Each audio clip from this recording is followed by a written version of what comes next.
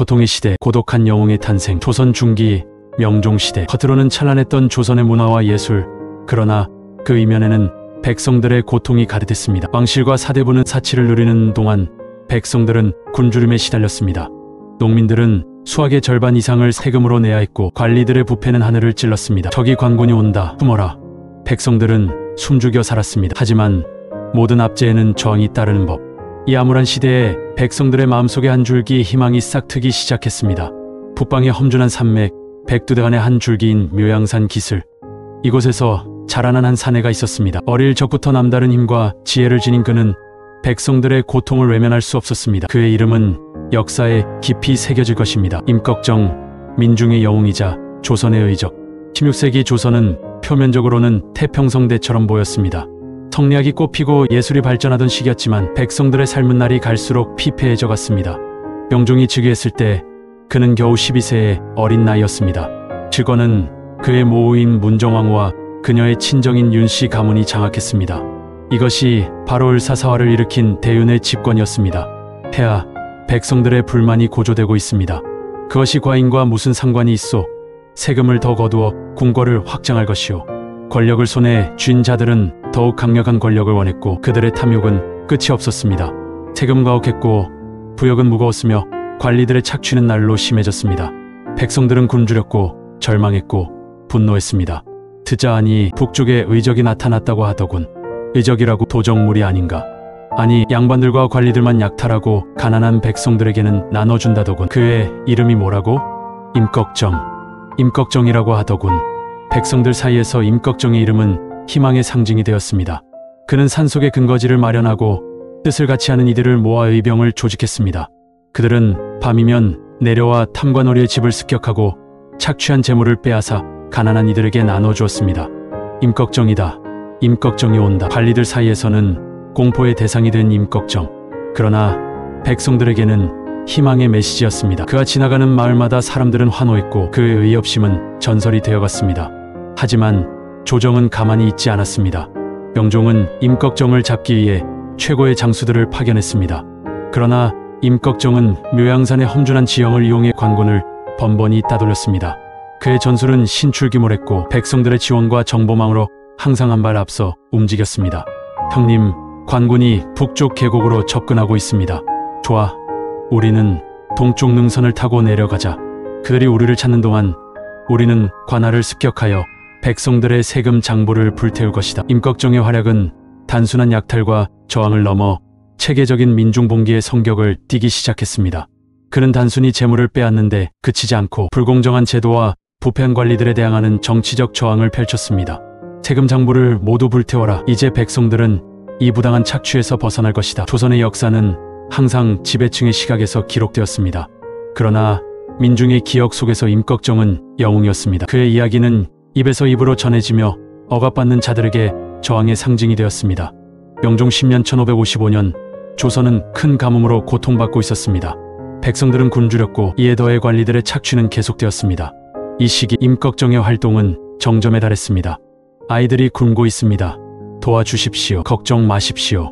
오늘 밤 관아의 창고를 열 것입니다. 그날 밤 임꺽정과 그의 동료들은 관아의 곡식 창고를 여러 굶주린 백성들에게 나눠주었습니다. 이 소식은 삽시간에 전국으로 퍼졌고 임꺽정의 명성은 하늘을 찔렀습니다. 임금님, 임꺽정의 반란이 더욱 확산되고 있습니다. 이제는 단순한 도적이 아니라 민중봉기의 지도자가 되었습니다. 당장 최고의 부대를 파견하여 그를 잡아오라. 산 채로든 죽은 채로든. 조정은 임꺽정을 잡기 위해 온 힘을 기울였습니다. 특히 훈련된 별동대가 조직되어 임꺽정을 쫓았습니다. 그러나 임꺽정은 백성들의 지원 속에 번번이 위기를 모면했습니다. 형님, 관군이 모든 산길을 막았습니다. 이제 어디로 가야 합니까? 걱정 마라. 저 북쪽 능선을 넘어 계곡으로 내려가면 우리 동지들이 기다리고 있을 것이다. 임꺽정의 전술은 게릴라전의 정수를 보여주었습니다. 그는 정면 대결을 피하고 기습과 매복으로 관군을 혼란시켰습니다. 그의 부대는 작았지만 지형을 완벽히 활용하고 민심을 얻은 덕분에 큰 세력을 형성할 수 있었습니다. 그러나 모든 영웅에게는 시련이 찾아옵니다. 임꺽정의 활동이 거세질수록 조정의 대응도 더욱 강력해졌습니다.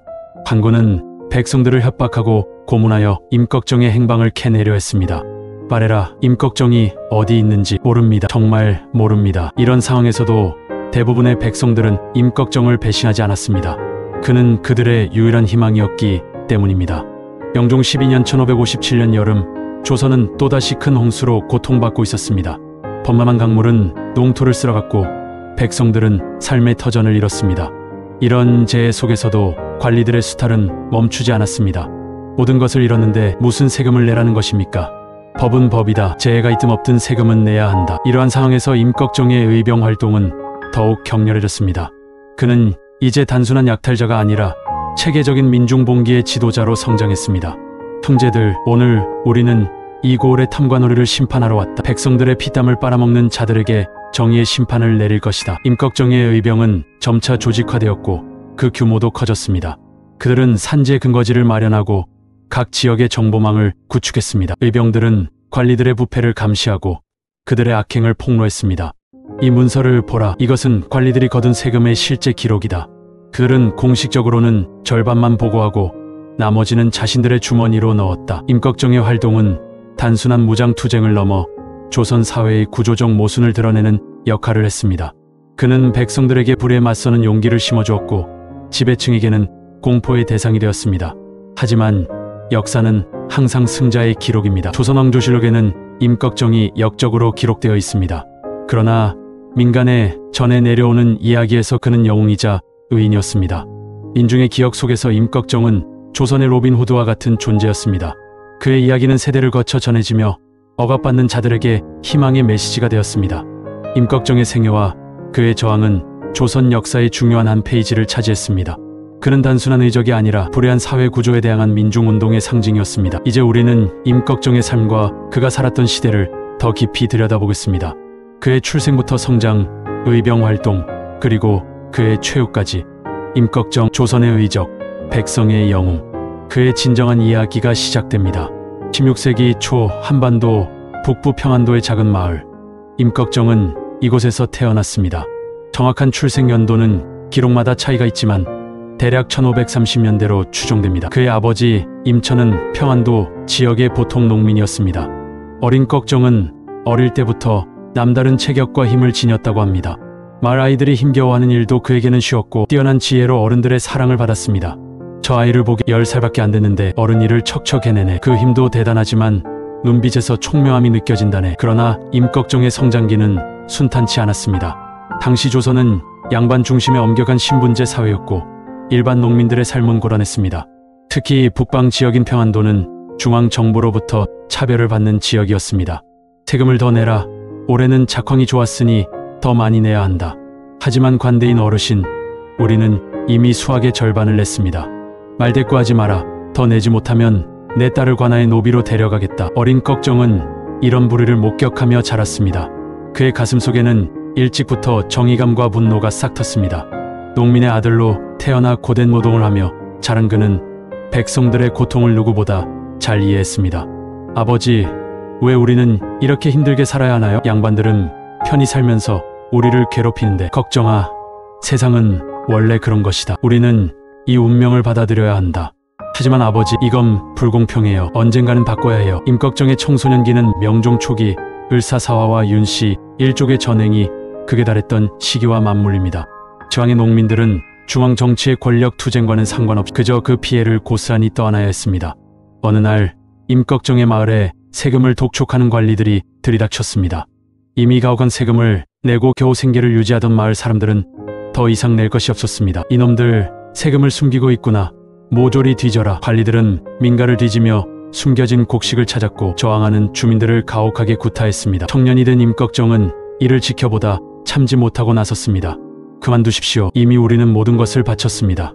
이 무례한 놈, 감히 관리에게 대들어. 임꺽정은 자신의 힘을 처음으로 관리에게 사용했습니다. 그의 주먹에 맞은 관리는 그 자리에서 쓰러졌고 이 사건은 임꺽정의 인생을 완전히 바꿔놓았습니다. 걱정아, 내가 관리를 친 것은 사형감이다. 당장 이곳을 떠나야 한다. 하지만 아버지, 어서 산으로 올라가 숨어라. 나중에 찾아가마. 이렇게 임꺽정은 고향을 떠나 산속으로 들어가게 됩니다. 그것이 그의 의적 생활의 시작이었습니다. 처음에는 혼자였지만 점차 그와 같은 처지의 사람들이 모여들기 시작했습니다. 너도 관리들의 횡포를 피해온 것이냐? 네, 형님. 제 가족은 부당한 세금을 내지 못해 모든 것을 잃었습니다. 여기서 함께 살자. 우리는 이제 서로가 가족이다. 임꺽정은 묘양산 기슭에 자신의 근거지를 마련했습니다. 그곳은 관군이 쉽게 접근할 수 없는 험준한 지형이었고 인근 마을과도 연결되어 식량과 정보를 얻을 수 있었습니다. 산속에서 임꺽정은 무예를 갈고 닦았습니다. 그는 원래 타고난 힘과 민첩성을 지녔지만 산속 생활을 통해 더욱 단련되었습니다. 특히 그의 활솜씨는 전설적이었다고 합니다. 형님, 저렇게 멀리서도 관역 중앙을 마치다니. 걱정이 형은 백보 밖에서도 말 위에 동전을 마친다더군. 임꺽정의 무리는 점차 조직화되었습니다. 그들은 단순한 도망자들의 집단이 아니라 불의에 맞서 싸우는 의병 조직으로 발전해갔습니다. 임꺽정은 그들에게 엄격한 규율을 세웠습니다. 우리는 결코 무고한 백성을 해치지 않는다. 우리의 적은 오직 백성을 괴롭히는 탐관오리뿐이다. 이를 어기는 자는 내 손으로 직접 처벌할 것이다. 이렇게 임꺽정은 의적으로서의 본격적인 활동을 시작했습니다. 그의 명성은 점차 퍼져나갔고 백성들 사이에서는 그를 이로운 도적, 백성의 영웅으로 부르기 시작했습니다. 조선 제13대 왕 명종은 1545년 불과 12세의 나이로 왕위에 올랐습니다. 그의 즉위는 조선 역사의 중요한 전환점이었습니다. 명종의 아버지 인종은 겨우 9개월간 재위한 후 급사했고 이는 정치적 혼란을 불러왔습니다. 인종의 죽음이 의문스럽다는 소문이 있어. 조심하시오. 그런 말은 목숨을 잃을 수 있어. 어린 명종의 뒤에는 그의 모우인 문정왕후가 있었습니다. 윤씨 가문 출신인 문정왕후는 아들의 즉위와 함께 수렴청정을 시작했고 이것이 이른바 대윤 정권의 시작이었습니다. 오늘부터 윤원영을 우의정에 임명한다. 그가 폐하를 보좌하여 나라를 다스릴 것이다. 문정왕후의 친정인 윤씨 가문, 특히 윤원영은 막강한 권력을 휘둘렀습니다. 그들은 정적을 제거하기 위해 을사사화 1545년을 일으켰고 많은 살인파 학자들이 희생되었습니다. 반역자들을 체포하라. 한 명도 놓치지 마라. 을사사화로 정치적 반대 세력이 제거된 후 윤원영은 더욱 강력한 권력을 휘둘렀습니다. 정치는 부패했고 관리들은 백성의 고통에 무관심했습니다. 이 시기 조선의 사회적 모순은 극에 달했습니다. 1551년부터 1557년까지 조선은 연이은 자연재해로 큰 피해를 입었습니다. 가뭄과 홍수가 번갈아 찾아왔고 흉작은 피할 수 없었습니다. 백성들은 굶주렸고 일부 지역에서는 아사자가 속출했습니다. 또 한 가족이 굶어 죽었다고 합니다. 정말 끔찍한 세상이구나. 하늘도 우리를 버린 것인가. 관대인 나리님, 백성들이 굶어 죽고 있습니다. 창고의 곡식을 풀어주십시오. 물러가라. 창고의 곡식은 조정에 바칠 세금이다. 너희들 먹을 것이 아니다. 이런 상황에서도 관리들의 수탈은 계속되었습니다. 세금은 줄지 않았고 오히려 자연재해를 핑계로 더 많은 부역이 부과되었습니다. 관리들은 자신들의 배를 불리기 위해 백성들의 고통을 외면했습니다. 올해도 좋은 수확이군. 백성들에게는 흉작이라 했으니 나머지는 우리 차지다. 하, 명종 대감은 어린이 모를 테고 윤원영 대감은 우리에게 관대하지. 특히 지방 수령들의 부패는 심각했습니다. 그들은 중앙에 보고하는 세금의 일부만 실제로 보내고 나머지는 착복했습니다. 징발된 곡식은 흉년에도 백성들에게 풀리지 않고 관리들의 사익을 위해 사용되었습니다. 한편 명종시대는 상업이 발달하기 시작한 시기이기도 했습니다. 도시와 시장이 확대되고 상인 계층이 성장했습니다. 그러나 이런 경제적 변화의 혜택은 일부 계층에게만 돌아갔고 대다수 농민들의 삶은 더욱 어려워졌습니다. 보십시오. 이 비단은 중국에서 온 최고급 물품입니다. 저기 가게는 일본에서 들여온 도자기를 판다지? 우리는 저런 것들을 구경이나 할 수 있겠소? 하루 끼니도 걱정인데. 사회적 불평등은 더욱 심화되었습니다. 양반과 부연상인들은 사치를 누렸지만 농민들은 기본적인 생존조차 위협받았습니다. 이런 극심한 빈부격차는 사회적 불만을 키웠고 결국 임꺽정과 같은 의적의 등장 배경이 되었습니다. 듣자 하니 북쪽에서 관할을 습격한 자들이 있다던데. 그래, 임꺽정이라는 자가 이끄는 의적 무리라고 하더군. 의적이라고 그냥 도적 아닌가? 아니야.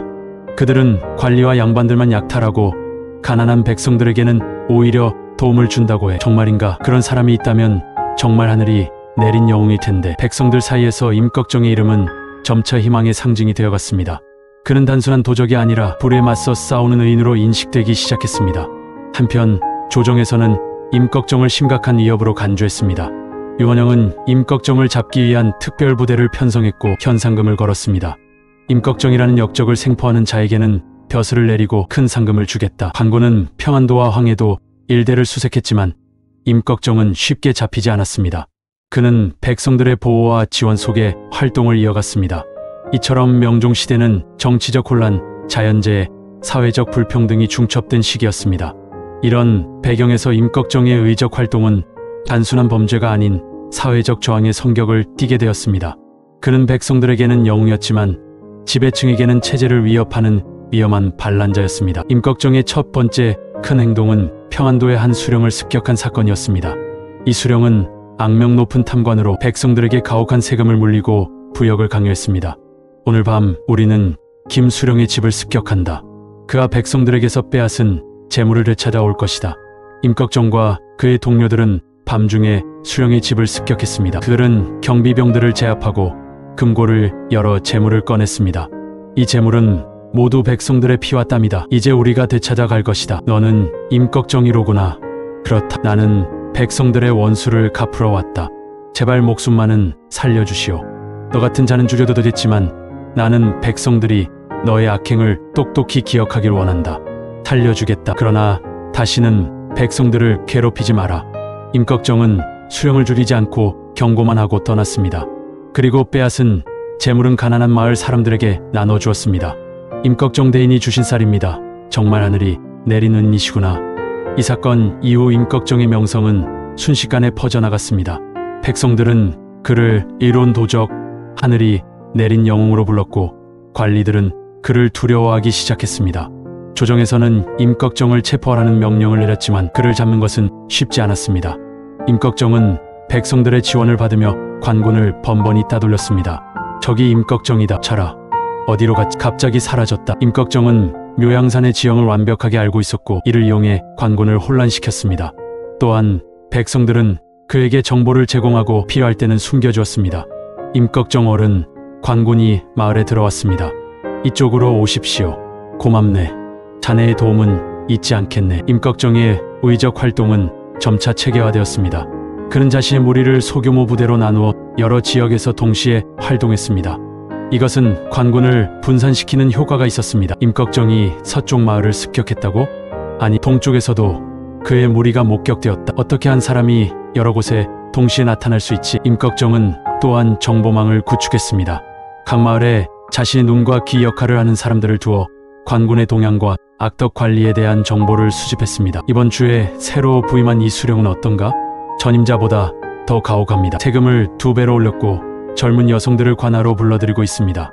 알겠다. 곧 그에게 교훈을 가르쳐 주겠다. 특히 임꺽정은 세금 장부를 불태우는 일을 자주 했습니다. 이것은 백성들에게 직접적인 도움이 되는 행동이었습니다. 이제 이 장부는 없다. 그들은 다시 세금을 물릴 근거가 없을 것이다. 또한 임꺽정은 뛰어난 전략가이기도 했습니다. 그는 관군의 패턴을 분석하고 그들의 약점을 찾아내어 이용했습니다. 관군은 항상 정규 루트로만 다닌다. 우리는 그들이 예상하지 못하는 산길을 이용하자. 그리고 그들이 피곤할 때를 노려 공격하면 더 효과적일 것입니다. 임꺽정의 초기 의적 활동은 주로 평안도와 황해도 일대에 집중되었습니다. 그러나 그의 명성이 퍼지면서 활동 범위도 점차 확대되었습니다. 형님, 이제 우리는 어디로 가나요? 개성으로 가자.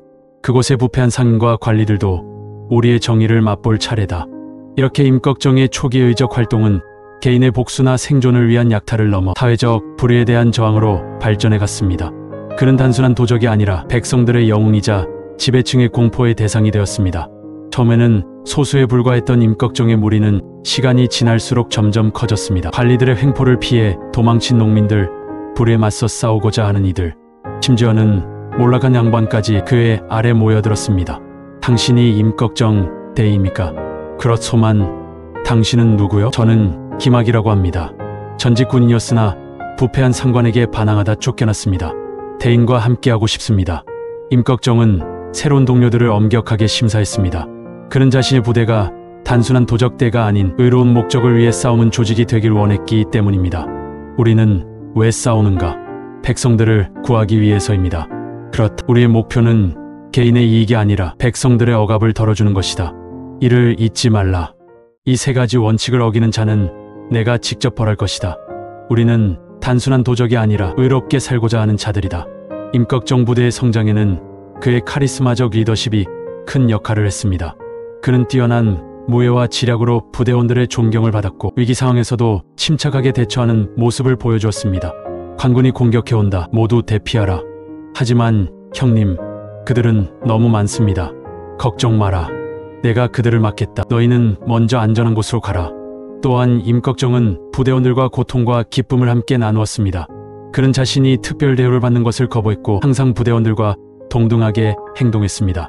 형님, 이 고기는 형님 몫입니다. 아니다. 우리 모두 똑같이 나누자. 나도 너희와 같은 한 사람일 뿐이다.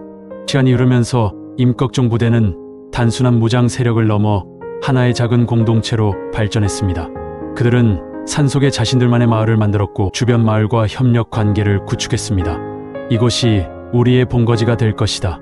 모두가 안전하게 지낼 수 있는 곳을 우리의 힘으로 지어낸 우리만의 마을이군요. 이 마을은 산속 깊은 곳에 위치했지만 자급자족이 가능하도록 설계되었습니다. 그들은 농사를 짓고 사냥을 하며 필요한 물품을 만들어 사용했습니다.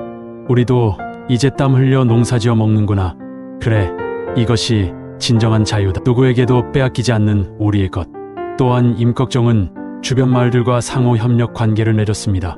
그들은 마을을 보호해주는 대신 마을로부터는 정보와 필요한 물자를 제공받았습니다. 임꺽정 대인, 우리 마을을 지켜주셔서 감사합니다. 서로 돕는 것이요. 앞으로도 관군의 움직임이나 새로운 수령에 대한 정보가 있으면 알려주시오. 이런 협력 관계는 임꺽정 부대의 생존과 활동에 큰 도움이 되었습니다. 마을 사람들은 그들의 든든한 후원자가 되었고 이것이 임꺽정이 오랫동안 잡히지 않을 수 있었던 비결 중 하나였습니다. 관군이 북쪽에서 접근하고 있습니다. 약 100명 정도로 보입니다. 좋아. 그들이 오기 전에 우리는 이미 서쪽으로 이동해 있을 것이다. 임꺽정 부대의 성장은 조정에 큰 위협이 되었습니다. 그들은 단순한 도적대가 아니라 체계적인 반정부 세력으로 인식되기 시작했습니다. 폐하, 임꺽정의 세력이 점점 커지고 있습니다. 이제는 여러 지역에서 동시에 활동하며 백성들의 지지까지 얻고 있습니다. 어찌된 일인가? 한 도적이 어찌 이토록 세력을 키울 수 있단 말인가? 그들은 백성들에게 의로운 영웅으로 비춰지고 있습니다. 관리들의 부패와 착취에 맞서 싸우는 자들로. 이에 조정은 임꺽정을 잡기 위한 특별 부대를 편성하고 대대적인 수색을 시작했습니다. 하지만 임꺽정과 그의 부대는 쉽게 잡히지 않았고 오히려 이런 탄압은 더 많은 사람들이 그들에게 합류하는 계기가 되었습니다. 우리도 임꺽정 대인과 함께하고 싶습니다. 관군의 횡포를 더 이상 참을 수 없습니다. 이렇게 임꺽정의 부대는 점점 더 커지고 강해졌습니다. 그들은 이제 단순한 의적 집단을 넘어 조선 사회의 구조적 모순에 도전하는 민중운동의 성격을 띠게 되었습니다. 임꺽정의 전설적인 무예와 지략.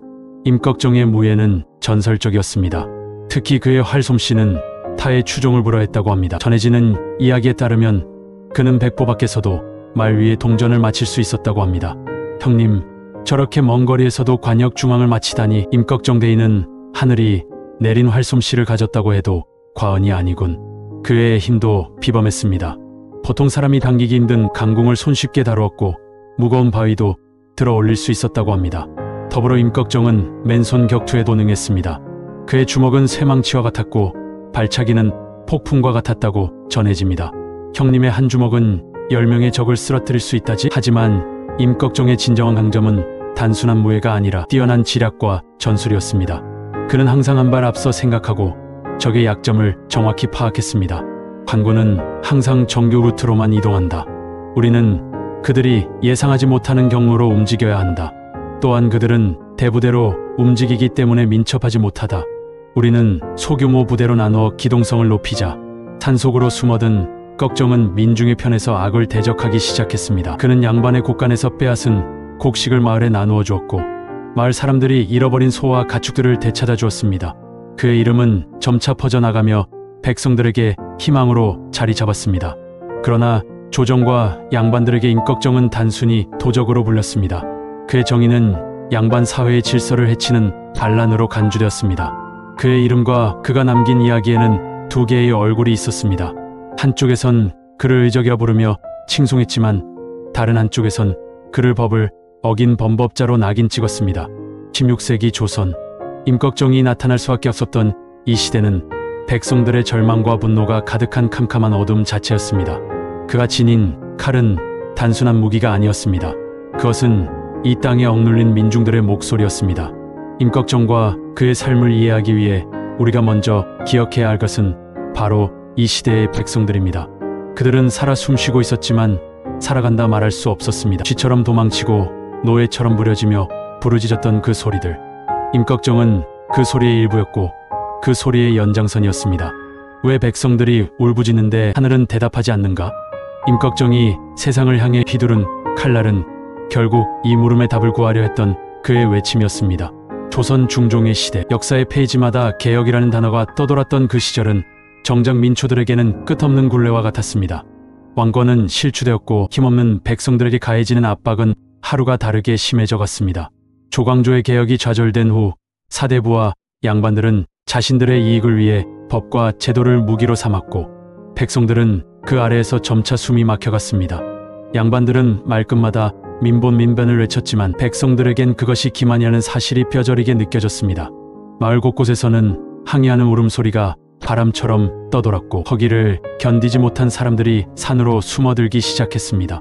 삶이란 더 이상 인간답지 못했으므로. 하지만 사람들은 단순히 굶주리기만 한 것이 아니었습니다. 억눌린 민심이라는 불씨에는 언젠가 불길이 피어오를 조짐이 있었고 그 불길의 한가운데에 임꺽정이라는 이름이 등장하게 된 것입니다. 황해도 9월산 자락의 작은 마을. 이곳은 광활한 들판을 품고 있었지만 양반들이 그 땅을 소유하고 있어 농민들은 겨우 살아갈 만큼의 일부를 나눠 받았습니다. 들판 위의 농민들 사이에서 하루를 버티는 삶은 당연한 일이었고 그들에게 꿈은 허락되지 않았습니다. 임꺽정, 그는 이 작은 마을에서 태어났습니다. 이름은 걱정, 많은 기록이 남아있지 않아 그의 정확한 가문과 배경은 알 수 없지만 어쩌면 그것이야말로 그의 삶의 시작을 보여주는 현실일지도 모릅니다. 기록이 그의 존재를 가치 없다고 여겼던 만큼 조선 사회는 가난한 자들의 삶이 한낱 먼지처럼 사라질 것을 당연하게 여기던 시절이었습니다. 임꺽정의 아버지는 하루 종일 논밭에서 땀을 흘리며 살아도 겨우 소작료를 낼 수 있는 농군이었고 어머니는 가족들을 지키기 위해 닥치는 대로 허드레시를 했다고 전합니다. 들판 아래 자리 잡은 작고 허름한 집. 그곳에서 태어나 앞날이 보이지 않는 삶 속에서도 그는 숨을 쉬며 자랐습니다. 어린 걱정은 가혹한 세상을 너무 일찍 배워야만 했습니다. 겨우 6살 나던 해 그의 마을에 있던 수령이 새로 부임하면서 양반들의 횡포는 한층 더 심해졌습니다. 수수밭에서 나오는 곡식은 마치 양반들을 채우기 위해 존재하는 것처럼 사라졌고 남은 곡식조차 소작료를 내지 못했다는 이름으로 군데군데 짐승처럼 끌려가야 했습니다. 이 세상에서는 악을 행하는 자는 웃고 착한 이들은 무릎을 꿇어야 하는 세상이구나. 가난은 그의 가족을 끊임없이 따라다녔습니다. 흉년이 들기라도 하면 들판은 더 이상 곡식을 내어주지 않았고 임꺽정의 가족은 밥 대신 나무껍질과 풀뿌리를 먹으며 버티는 날이 많았습니다. 그 와중에도 그의 어머니는 온갖 꾸준히 일을 하면서 가족들을 지켰습니다. 삭바느질을 하거나 장터에서 소소한 것들을 팔아가며 늘 가족들을 위해 희생했습니다. 그러나 어머니조차 세상의 무게를 견디기란 쉽지 않았습니다. 걱정이 10대가 되었을 무렵 어머니는 지병으로 세상을 먼저 떠납니다. 아버지는 너무나 큰 슬픔과 허탈감에 빠져 술로 하루하루를 보냈고 그 빈자리를 걱정과 그의 형제가 대신 채워야 했습니다. 가족의 마지막 지붕을 지키기 위한 고된 노동은 그에게 자립심을 길러주었지만 그 가슴 깊은 곳에 불타는 분노와 외로움을 남겨두었다는 사실은 그만이 알았을 것입니다. 그의 어린 날들은 곧 가혹한 현실을 배우는 시간이기도 했습니다. 굶주림 속에서 어째서 인간이 동물로 변하는지를 직접 목격했습니다. 양반은 권력을 무기 삼아 사람들을 물건처럼 다루고 관리는 법을 그들만의 편리한 도구로 삼았습니다. 그는 하루도 양반의 욕심에서 자유로울 수 없었고 억압받는 사람들의 울음을 마주했습니다. 하지만 임꺽정은 달하며 그것을 단순히 체념으로 받아들이지 않았습니다. 그는 자신이 본 세상의 부조리함을 잊지 않았고 스스로 무엇이라도 해야 한다는 생각을 품기 시작했습니다. 가난이 만든 단단한 몸, 억압이 키운 저항의 씨앗. 임꺽정의 어린 시절은 결코 평탄하지 않았습니다. 그러나 그에게 닥친 모든 고난은 오히려 그를 단단한 돌로 만들어갔습니다. 무엇이 옳은지 무엇이 잘못된 것인지 그는 이른 나이에 너무도 선명히 알게 되었습니다. 조선이라는 나라에서 태어난 것은 그의 선택이 아니었지만 그 시대를 어떻게 살아갈 것인지에 대해서는 철저히 자신의 길을 개척해야 했습니다. 가난 속에서 시작된 그의 삶, 억압 속에서 자란 소년, 가족의 고난 속에서 만들어진 단단한 믿음, 이 모든 것이 하나로 엮여 임꺽정이라는 이름에 불을 지폈습니다. 그의 이름은 이제 서서히 산과 들을 떠돌기 시작합니다. 강렬한 분노와 민중의 절망이 맞닿아 그는 조선 백성들의 암울한 그림자 속에서 빛을 발하기 시작했습니다. 조선의 하늘 아래 세상은 태어나는 순간부터 둘로 나뉘어 있었습니다. 당시 조선 사회는 그 어느 때보다 더 가진 자와 없는 자, 양반과 평민, 고귀함과 하찮음, 그것이 조선을 지배하던 법칙이었습니다. 양반들에게 조선은 더할 나위 없는 이상적인 나라였습니다. 그들은 땅을 소유하고 법을 마음대로 휘두르며 삶의 중심에서 권력을 쥐고 있었습니다. 곡식은 양반의 창고를 가득 채웠고 백성들의 피와 땀은 그들의 부유함을 더욱 빛나게 해주었죠. 반면 백성들은 단지 그 깃틀 아래 존재하는 땅 같은 것이었습니다. 그들의 얼굴은 이름 없는 그림자였으며 이 땅에서 제대로 된 권리를 누리기 위하여 태어난 것이 아니었습니다. 양반들의 삶에는 늘 고고한 책과 문장이 있었지만 그 뒤에는 사람들의 울음이 있었습니다. 탐관오리들이 수령으로 내려오면 관아 주변에서는 늘 한숨과 핍박이 함께 있었습니다. 쌀섬이 없는 백성들은 굶주리며 의지할 곳을 찾았고 관원들은 노름판 같은 세상을 더욱 잔혹하게 만들었습니다. 나라의 근본은 백성이라는 말은 그저 허울에 불과했습니다. 백성들이 나라를 위해 전쟁에 나섰고 국토를 경작해 실질적 부를 창출했지만 정작 그들의 삶은 보호받지 못했습니다. 상부의 명령은 널리 퍼졌지만 그 명령이 백성들에게 돌아가는 순간 그것은 착취의 도구로 변질되었습니다. 세상을 지지하는 백성들은 마치 사라져도 아무도 신경 쓰지 않을 먼지 같은 존재가 되어버렸습니다. 관아에서는 하루가 멀다 하고 억울함을 호소하는 사람들이 줄지어 있었습니다. 탐관오리는 백성들에게 금은과 재물을 뜯어냈으며 그들에게 법은 공정함 대신 권위를 내세웠습니다. 그들의 정의는 누군가를 살리는 것이 아니라 자신의 이익을 돋보이게 할 때만 작동했습니다. 부패한 관료 체계는 백성들의 희망을 철저히 짓밟았습니다. 조선은 엄격한 신분 사회였지만 관리들조차 양심보다는 욕망에 따라 움직였습니다. 공정하게 사람을 돕는 관리 대신 더 많은 땅을 가져야만 하는 탐욕스러운 관료가 조선을 장악했습니다. 유교를 이념으로 삼았던 조선은 이상적인 사회 질서를 표방했지만 현실 속 유교의 이상은 철저히 엉망이었습니다. 왕실은 스스로 권위를 유지하지 못했고 지방관아에서는 수령들이 백성의 목숨을 돈과 교환했습니다. 왕의 명령은 이미 지방으로 내려가면서부터 오염되었고 그 끝에서 백성들은 죽거나 도망쳐야만 했습니다. 임꺽정이 살았던 황해도의 한 작은 마을, 그곳은 이름조차 희미한 곳이었습니다. 그러나 그것도 조선의 일부였으며 이 작은 마을에도 탐욕스러운 관리의 손길이 닿아 있었습니다. 어느 날 걱정에 어린 시절을 송두리째 바꾼 일이 벌어졌습니다. 그날도 아버지는 들판에서 종일 땀을 흘리며 일하고 있었습니다. 멀지 않은 곳에서는 관리의 하인들이 마을 곳곳을 뒤지고 있었는데 곡식을 숨겼다는 이유로 마을 사람들을 닥치는 대로 채찍질하는 모습이 보였습니다. 자신이 읽은 것을 보호하려던 백성들의 항의는 아무 소용없었으며 하느님께조차 그 억울함이 들리지 않을 정도였습니다. 걱정의 아버지는 그들의 손에 끌려갔습니다. 그의 죄목은 탈세였습니다. 농사를 지으며 낼 수 있는 한계 이상으로 소작료와 세금을 바쳤지만 관리의 기준에는 부족했던 것입니다. 아버지는 땅바닥에 엎드려 빌었지만 관리들은 겁에 질린 그의 등을 채찍으로 내려쳤습니다.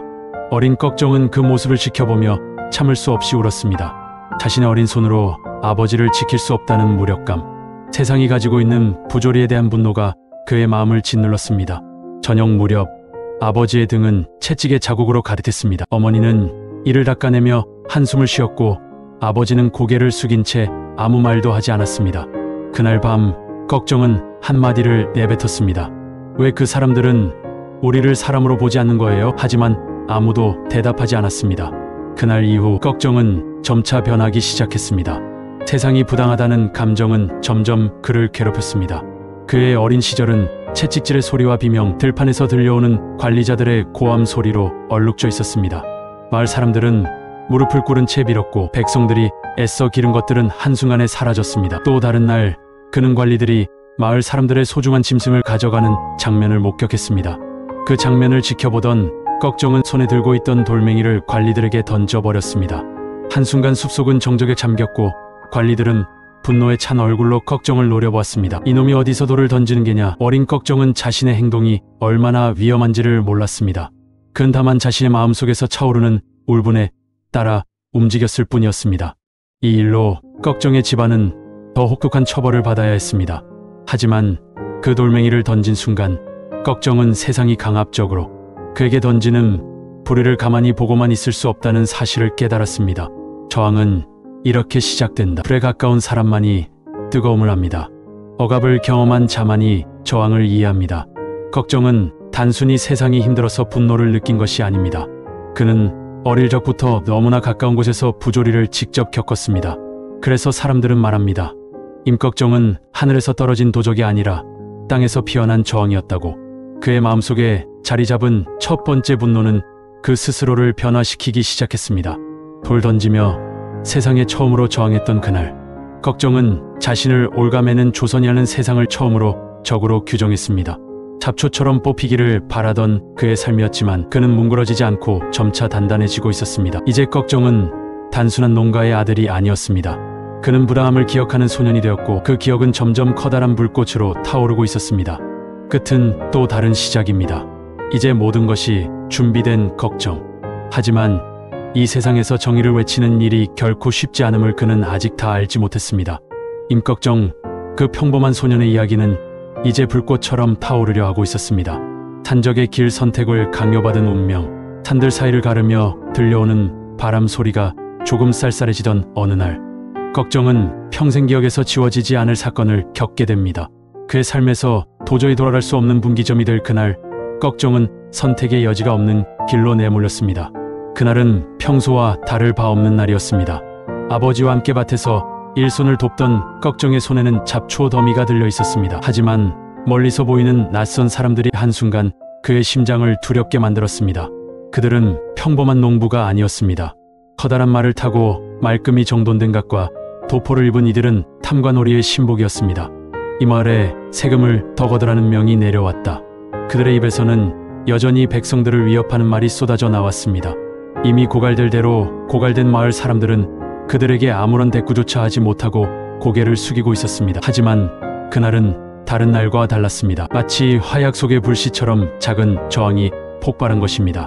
마을의 가장 가난한 집안에 살던 한 노파가 그들에게 더 이상 줄 것이 없다는 사실을 털어놓자 관아의 군졸들은 그녀의 작은 오두막을 부쉈고 그녀가 키우던 닭을 짓밟아 죽이기까지 했습니다. 이 모습을 본 어린 걱정은 이를 악물며 단번에 뛰어들었습니다. 그의 머릿속에서는 어린 시절 아버지가 채찍질당하던 모습이 겹쳐 지나갔습니다. 그만두지 못해 그는 외쳤고 그 순간 마을 사람들의 숨어있던 숨소리가 잠시 끊어졌습니다. 걱정은 용감했지만 관리들을 상대하기에는 한없이 연약했습니다.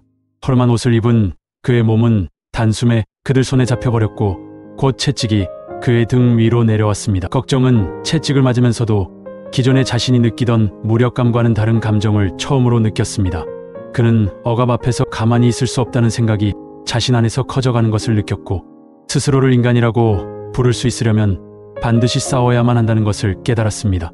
멀리서 지켜보던 동네의 몇 명이 몰래 그를 풀어주었고 걱정은 황급히 산속으로 몸을 숨겼습니다. 그는 평범한 농사꾼으로 남아있을 수 없다는 것을 깨닫게 된 순간이었습니다. 조선이라는 거대한 억압 아래 자신의 삶을 지킬 방법은 이제 더 이상 그곳에 없었습니다. 산으로 가는 길 외에는 남은 선택지가 없는 날이었습니다. 동료의 결성의리를 맹세하다 산속에서 걱정은 외롭지 않았습니다. 그곳에는 이미 억압받던 사람들이 차근차근 모여들고 있었기 때문입니다. 도피처를 찾아온 산에 굶주림을 피해 떠돌던 사람들, 양반의 횡포에 가족을 잃은 사람들, 각자의 사연은 달랐지만 그들을 하나로 묶는 것은 이 부조리한 세상에서 살아가야 한다는 공통된 이유였습니다. 임꺽정은 천성이 사람들과의 관계를 소중히 여기는 인물이었습니다.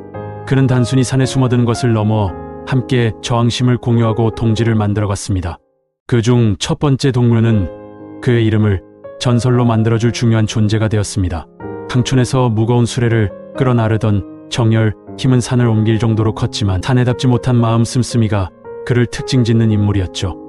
그리고 머리가 비상했던 최벌이 한때 양반집 노비였던 그는 조선 사회의 부조리를 누구보다 잘 알고 있었습니다. 걱정은 그들과 함께 손을 맞잡았고 우리는 배반하지 않으며 배고픈 사람을 위해 우리의 것을 나눈다는 서약을 나누었습니다. 첫 습경, 양반의 창고를 털다. 우리가 세상을 바꾸지는 못할지라도 굶주린 자들의 배를 채우는 건 할 수 있지 않겠나. 걱정은 그렇게 말하며 무리를 설득했습니다. 절망 속에서도 함께라면 무엇이든 해볼 수 있다는 믿음이 있었습니다. 걱정과 그의 동료들은 황해도 지방의 큰 부호였던 한 양반의 곡창을 목표로 삼았습니다. 그는 본래 백성들이 굶주리던 시기를 틈타 높은 이자를 받고 곡식을 빌려주던 자로 악명이 높았죠. 습격은 한밤중에 이루어졌습니다. 걱정과 그의 동료들은 말없이 양반의 창고 문을 부쉈고 안에 가득 쌓여있던 곡식을 보자 한숨을 내쉬었습니다. 그 곡식은 정말로 그 지역 백성들의 것이었습니다. 그들은 마치 잔잔한 밤바람처럼 곡식을 들고 나왔고 새벽이 되기까지 마을 사람들에게 나눠주었습니다. 이게 대체 무슨 일이냐. 양반은 그 다음날 창고를 보고 경악했지만 걱정 일행은 이미 사라진 뒤였습니다. 백성의 소문 민중의 영웅으로 떠오르다. 그날 이후 임꺽정의 이름은 사람들의 입을 통해 퍼지기 시작했습니다.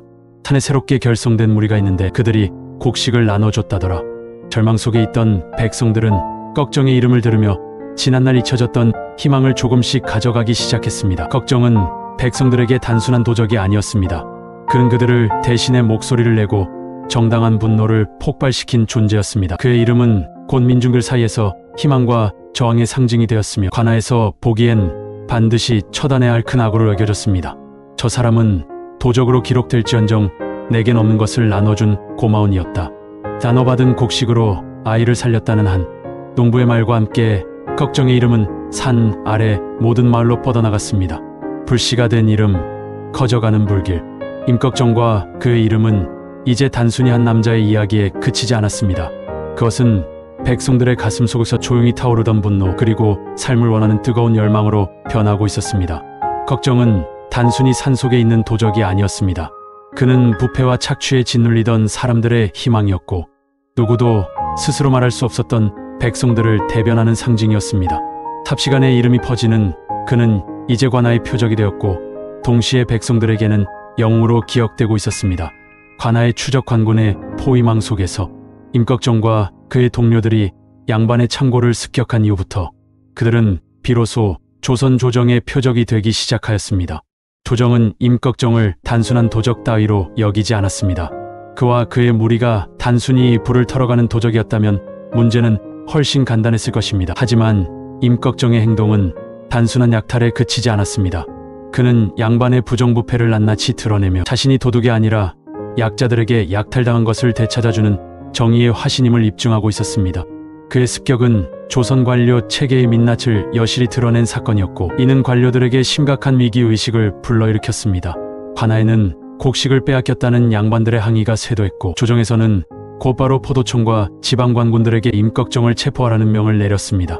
황해도와 강원도 일대에는 그의 전단지와 체포 명령문이 붙기 시작했습니다. 마치 범죄자를 사냥하듯 임꺽정을 쫓는 관군의 포위망이 점점 더 좁혀오고 있었습니다. 하지만 임꺽정은 단순한 도적이 아니었습니다.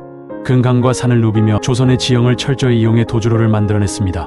그리고 무엇보다 백성들이 그의 편이었습니다. 숨겨주던 사람들, 백성의 사랑을 얻다. 관군의 추적이 날로 거세지던 순간에도 임꺽정의 무리는 눈에 띄지 않고 움직일 수 있었습니다. 그 이유는 다름 아닌 백성들의 도움 덕분이었습니다. 양반에게 압박당하며 억울하게 생계의 터전을 잃었던 백성들에게 임꺽정은 단순한 도둑이 아니었습니다. 오히려 그들의 한숨과 분노를 대변해준 영웅 같은 존재였습니다. 마을을 습격한 후에도 그는 반드시 일부를 남기고 가장 가난한 사람들에게 먼저 나누어 주었기 때문에 사람들은 그를 마치 자신들의 손과 발처럼 여겼습니다. 관군이 임꺽정을 쫓아왔다. 그 소식이 전해지기만 하면 먼저 마을 사람들은 소리 없이 길을 막고 운반 도구를 숨겼습니다. 걱정의 모습이 엿보이면 그를 산속의 비밀 통로로 안내하거나 헛간이나 곡간 아래를 파서 임시 은신처까지 마련해 주었습니다. 걱정은 백성들의 사랑 속에서 존재의 이유를 느꼈습니다.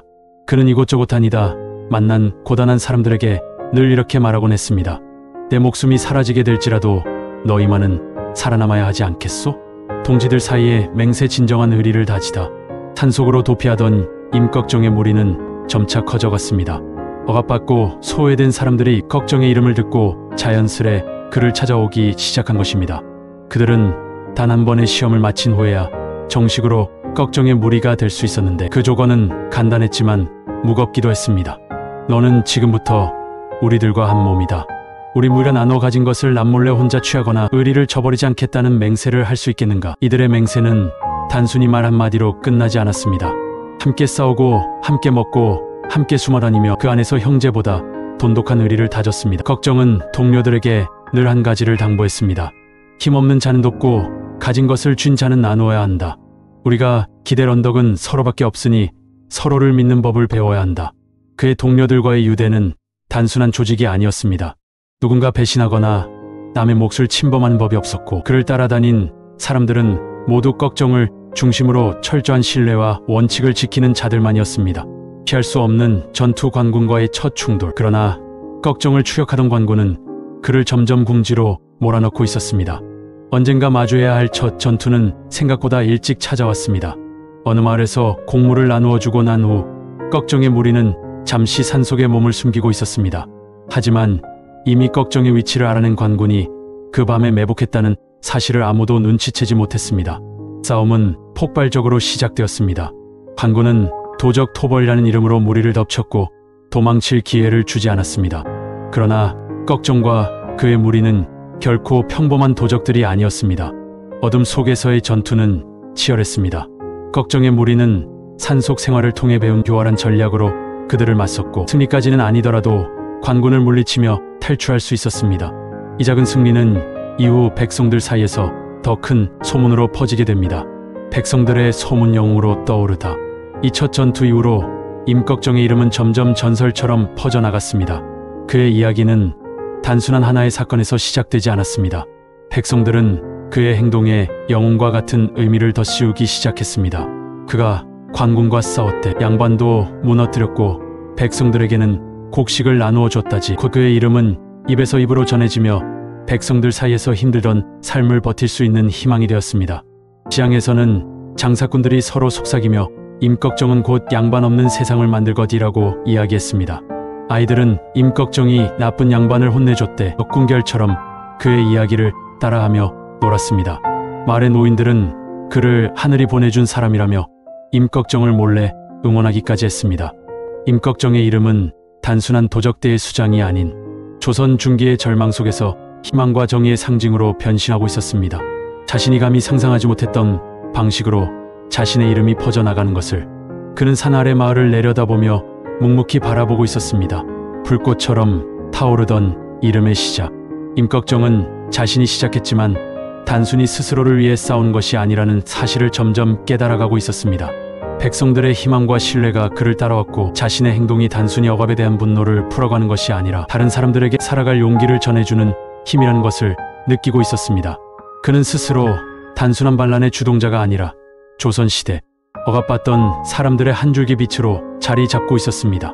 백성들은 그를 통해 세상을 향한 희망을 말했으며 조선은 이제 임꺽정이라는 이름으로 흔들고 있었습니다. 더 큰 싸움과 도전이 남아있었지만 그는 두려울 것이 없었습니다. 그의 곁에는 동료가 있었고 산 아래에선 그를 지켜보며 기도하는 많은 백성들의 눈길이 있었습니다. 중종의 궁궐부패한 조정의 실체, 눈부시게 빛나는 궁궐 안 금으로 장식된 병풍 너머에서 들리는 소리는 나라를 걱정하는 왕의 목소리가 아니었습니다. 대신과 대관들이 모여 앉아 내뱉는 것은 백성들의 고통에 대한 대책이 아닌 자신의 이익과 권력을 확대하기 위한 속보였습니다. 그 사이에 앉아있는 중종, 그는 다만 고개를 숙이고 한숨을 내쉬고 있을 뿐이었습니다. 임꺽정이 살았던 시대의 조정은 이미 바닥을 드러내고 있었습니다. 중종은 유교의 이상을 외치며 안정을 도모했으나 실상 그의 통치는 무능력과 두 얼굴을 가진 권신들에 의해 장악되었습니다. 한명회, 윤원영과 같은 권신들이 국정을 좌지우지하며 자신들의 이익을 위해 나라를 분열시키고 있었고 그 사이에 백성들은 점점 더 고통 속으로 내몰렸습니다. 탐관오리들의 행포는 하늘을 찔렀습니다. 나라의 근본은 백성이라는 성리학의 가르침이 무색할 만큼 지방에서는 수탈과 폭압이 끊이지 않았습니다. 백성들이 모은 곡식과 은은 고스란히 양반의 창고로 들어갔고 정작 배고프고 굶주린 사람들은 길거리로 내몰려야 했습니다. 조정마저 손을 놓으니 백성들은 어디에도 의지할 곳이 없었습니다. 인심은 흉흉해졌고 마을 곳곳에서 분노에 가득 찬 작은 불씨들이 타오르기 시작했습니다. 그 불씨가 한 남자를 중심으로 거대한 불길로 변한 순간은 결국 부패한 조정이 스스로 자초한 결과였습니다. 산속의 전략 임꺽정의 전술. 임꺽정은 단순한 반란의 주동자가 아니었습니다. 그는 산속에서 치열하게 살아남으며 누구도 예상 못할 전술과 전략으로 관군의 코를 납작하게 만들었습니다. 걱정이 가장 잘 이용했던 것은 조선의 산세였습니다. 황해도와 강원도의 험준한 산악지대는 그의 무리가 숨기에는 최적의 장소였으며 동시에 그들의 본거지가 되었습니다. 걱정은 산과 계곡 그리고 숲을 철저히 이해하고 활용했습니다. 관군이 좁은 고개로 접근할 경우 무리들은 나뭇가지와 바위돌로 좁은 길목을 막아 시간을 벌었고 자신들만이 아는 숨겨진 숲길로 이동하여 모습을 감췄습니다. 걱정의 전술은 관군을 혼란스럽게 만들었습니다. 수백 명의 병력을 동원했어도 그는 도저히 잡히지 않았습니다. 관군 내에서도 임꺽정과 그의 무리는 산속의 유령이라는 말이 돌기 시작했습니다. 그는 싸울 필요가 없는 상황에서는 절대로 싸우지 않았습니다. 하지만 부딪혀야 할 순간이 오면 그는 누구보다도 치밀하고 강렬했습니다. 전설의 괴력 신화로 불린 힘. 백성들의 입에서 가장 많이 회자된 이야기는 임꺽정의 괴력에 관한 것이었습니다. 마치 전설 속 영웅처럼 이야기되던 그의 힘은 그의 존재를 신화적인 수준으로 끌어올렸습니다. 임꺽정은 황소를 한 손으로 들어 올릴 수 있다더라. 한 번 칼을 휘두르면 나무가 반으로 갈라진다더라. 이러한 민간 전설은 걱정을 단순한 사람 이상의 존재로 만들었습니다. 백성들은 그의 힘을 믿고 의지했으며 그의 괴력은 곧 부당한 세상에 맞설 수 있는 초인적 저항의 상징으로 자리 잡았습니다. 물론 실제 그의 힘이 얼마나 대단했는지는 정확히 알 수 없지만 동료들의 증언은 그가 탁월한 무력의 소유자였음을 보여줍니다. 그는 무기를 다루는데 뛰어난 솜씨를 가지고 있었고 씨름과 격투에서도 그를 당할 사람이 없다고 증언되곤 했습니다. 백성의 연대의 마을을 지키는 도적. 임꺽정의 가장 큰 힘은 초인적 능력이나 전략만이 아니었습니다. 그것은 바로 그를 따른 백성들의 연대였습니다. 그는 단순히 자신의 생존과 무리의 이익만을 위해 싸운 것이 아니었습니다. 그는 자신을 따르는 백성들을 지키는 데 모든 노력을 기울였습니다. 겨울이 가까워오면 마을 곳곳을 다니며 양반들이 쌓아두었던 곡식을 습격해 굶주린 백성들에게 나눠주었습니다. 병에 걸린 아이들에게 약을 구해주고 땅을 빼앗긴 농민들에게는 씨앗을 나누어 주기도 했습니다. 그의 행동은 단순히 산적의 도발로 끝나는 것이 아니었습니다. 그것은 백성들에게 우리를 대신해 싸우는 이가 있다는 희망을 전해주는 것이었습니다. 관군과의 첫 충돌 피해 전투. 관군과의 첫 충돌은 임꺽정이 단순한 도적이 아니라는 것을 공식적으로 알리는 사건이었습니다. 관군은 걱정의 무리를 우습게 보았습니다. 그들은 단지 몇몇 포졸로도 손쉽게 무리를 제압할 수 있을 것이라고 생각했습니다. 하지만 실상은 달랐습니다. 산속에서 벌어진 첫 충돌에서 걱정의 무리는 압도적인 승리를 거두었습니다. 관군은 걱정과 그의 무리가 단순히 운에 의지한 산적대가 아니라 철저히 준비된 전사들이라는 것을 깨닫게 되었습니다. 첫 전투의 승리는 걱정의 이름을 더욱 널리 알리는 계기가 되었습니다. 백성들은 전투의 결과를 들으며 술렁거리기 시작했습니다. 숨겨진 사랑 임꺽정의 비극적 연인. 임꺽정은 단순히 전투와 전략의 인물로만 남지 않았습니다. 그의 이야기에 담긴 한 줄기의 애틋한 사랑은 그를 더욱 인간적으로 느끼게 해주는 한 장면이기도 합니다. 산속에서 은신하던 걱정은 우연히 한 젊은 여인을 만났습니다. 그녀는 조선 사회의 억압 속에서 부모를 잃고 떠돌던 사람으로 걱정과 같은 고난의 길을 걷고 있었습니다. 걱정은 그녀에게 마음을 열었고 한때 그의 거칠었던 마음은 그녀의 따뜻한 미소로 인해 잠시 안식처를 찾았습니다. 그러나 그들의 사랑은 오래 가지 못했습니다. 관군의 포위가 점점 빗장을 조여오는 와중에 그녀는 걱정을 구하기 위해 자신을 희생했습니다. 그녀는 관군을 다른 길로 유도하다가 붙잡히고 말았고 걱정은 그녀의 희생을 통해 자신이 짊어진 운명의 무게를 더 깊이 실감하게 되었습니다. 그녀의 죽음은 걱정에게 비극이었지만 동시에 그의 신념을 더욱 강하게 만드는 계기가 되었습니다.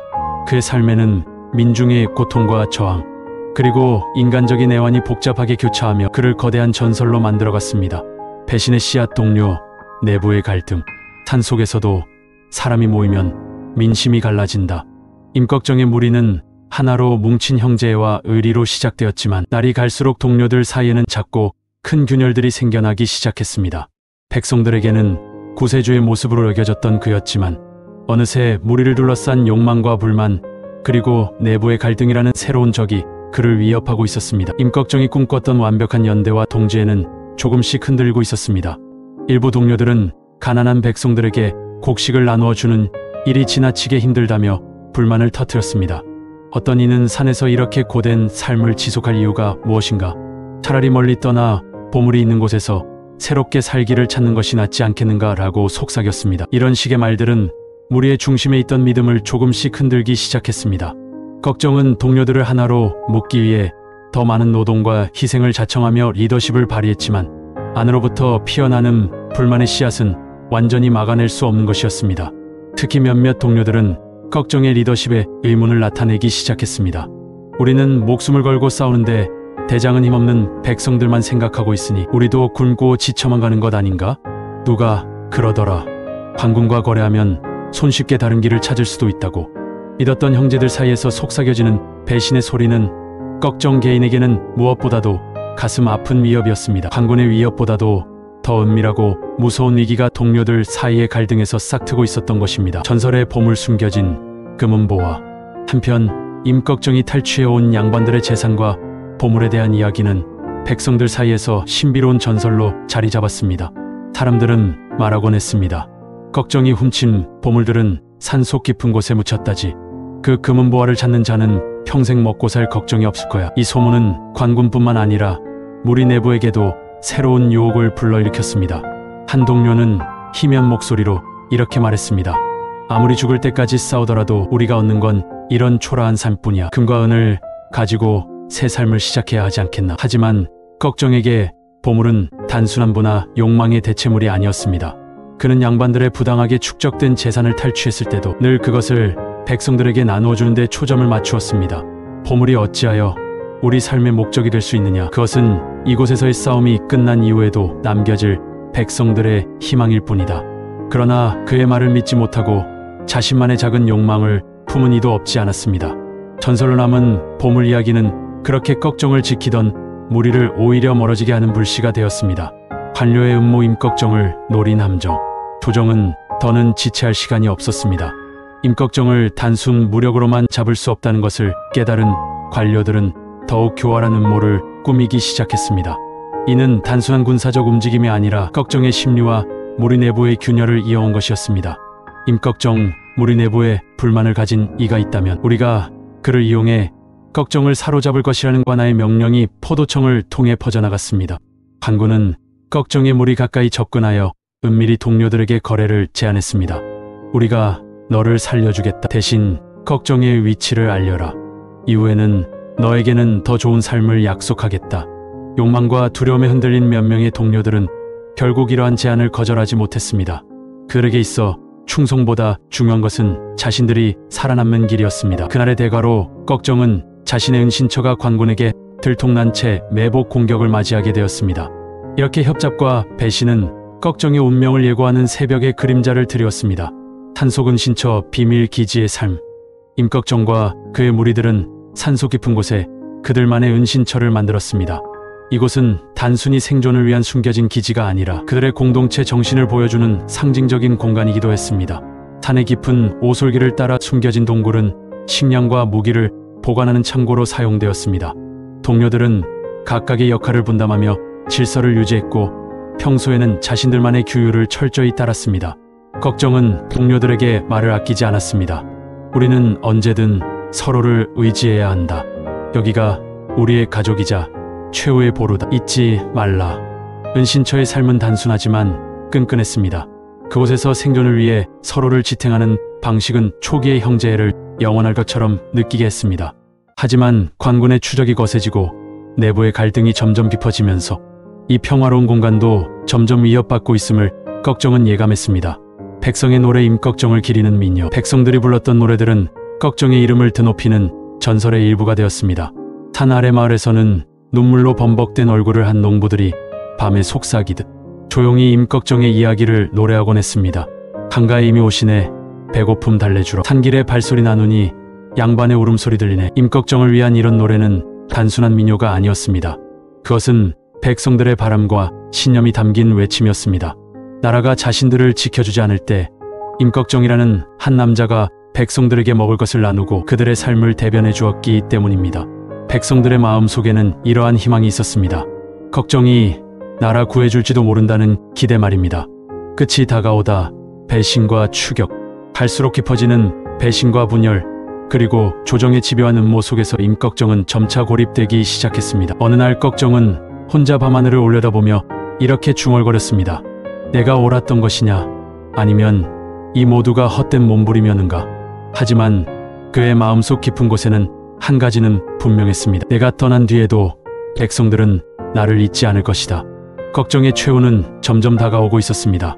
관군이 만들어낸 거대한 음모와 배신의 그림자가 그의 마지막 여정을 결정짓고 있었습니다. 전투의 정점, 관군과의 대결, 말발굽 소리가 땅을 울리며 산속으로 깊이 스며들던 그날, 꺽정과 그의 무리는 운명적인 전투를 앞두고 있었습니다.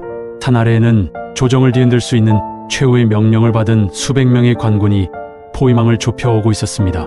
관군의 수장은 외쳤습니다.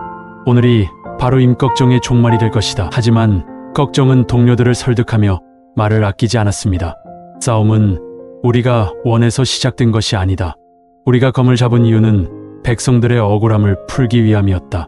이제 우리의 싸움은 끝날지 모르지만 우리가 보여준 저항의 의미는 영원히 남을 것이다. 그는 평소보다도 더 견고한 표정을 짓고 동료들을 지휘했으며 마치 전투가 아닌 자신이 종교적인 신념을 이루어가는 듯한 자세로 임했습니다.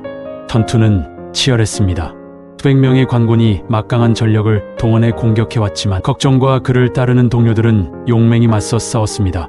그들은 관군이 예상하지 못한 방향에서 불쑥 출몰했고 산속의 좁은 돌길에서 관군을 괴롭히며 시간을 벌었습니다. 그리고 돌을 쌓아 만든 바리케이드와 떨어지는 나무를 활용해 적을 혼란에 빠뜨렸습니다. 하지만 무리의 수가 너무나 적었습니다. 꺽정의 무리가 아무리 치열하게 싸웠다 해도 관군의 병력은 점점 더 압도적으로 그들을 감싸기 시작했습니다. 하나, 둘씩 동료들이 쓰러졌고 그들의 방어 구역은 점점 좁혀져 갔습니다. 전설의 동물 호랑이와의 만남. 그날 밤 백성들 사이에 내려오던 이야기는 꺽정의 마지막 전투를 신화로 승화시켰습니다. 그들은 이렇게 말했습니다. 꺽정이 싸우던 마지막 순간 산속에서 한 마리의 거대한 호랑이가 나타났다고 하네. 그 호랑이는 다른 누구도 아닌 하늘이 보낸 수호신이었다지. 백성들의 전설 속에서 그 호랑이는 뜨거운 눈빛으로 관군을 응시하며 그들을 겁에 질리게 했다고 합니다. 사람들은 꺽정이 단순히 인간의 힘으로 싸운 것이 아니라 자연의 영혼과 백성들의 기운이 그를 도왔다고 믿었습니다. 물론 이 이야기는 사실로 남아있지 않습니다. 하지만 백성들에게는 중요하지 않았습니다. 이 전설은 꺽정의 존재를 더 큰 신화로 만들어주는 일부였으며 그의 이야기를 단순한 저항의 기록이 아닌 영원히 기억될 강렬한 서사로 남게 한 증거가 되었습니다. 임꺽정의 철학, 자유와 정의의 신념. 꺽정이 살아온 동안 그의 삶을 관통했던 것은 단 한 가지였습니다. 자신과 가족 그리고 마을을 억압하던 양반과 조정의 부조리에 굴하지 않고 정의를 위해 싸운다는 신념이었습니다. 그는 종종 동료들에게 이렇게 말했습니다. 사람은 가난할지언정 자유를 빼앗겨서는 안 된다. 양반에게 굽혀 살아야 할 백성의 운명은 누구도 타고난 것이 아니야. 반드시 부당함에 맞서야 한다.